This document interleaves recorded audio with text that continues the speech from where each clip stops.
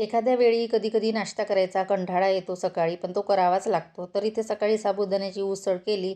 तर आज रविवार होता आणि साबुदाण्याची उसळ केलेली आणि आज नाश्ता केल्यानंतरही पालक आणलेले होते आणि आमच्याकडे असं नेहमी होतं, ज्या दिवशी आपल्याला करायची इच्छा होत नाही, त्या दिवशी बाहेरून नाश्ता येणार नाही आणि ज्या दिवशी घरी केलेला असतो, तर मग बाहेरून हमखास नाश्ता मिळतो.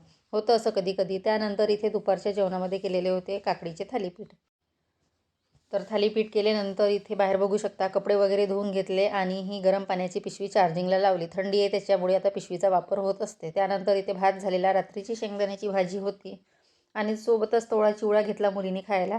त्यानंतर इथे पूजा केली. नंतर इथे आलू वांग्याची भाजी आणि भाकरी. कसं होतं एखाद्या दिवशी भरपूर काही खाण्याचे आयटम होत असतात, नाहीतर मग साधं सिंपलच असतं आणि एखाद्या दिवशी खाण्याचाच असतो. तर असं काही आज झालं आमच्याकडे. आज रविवार असल्यामुळे सर्व काही खाण्याचेच पदार्थ. चला मग इथेच व्हिडिओ एंड करते. Bye bye.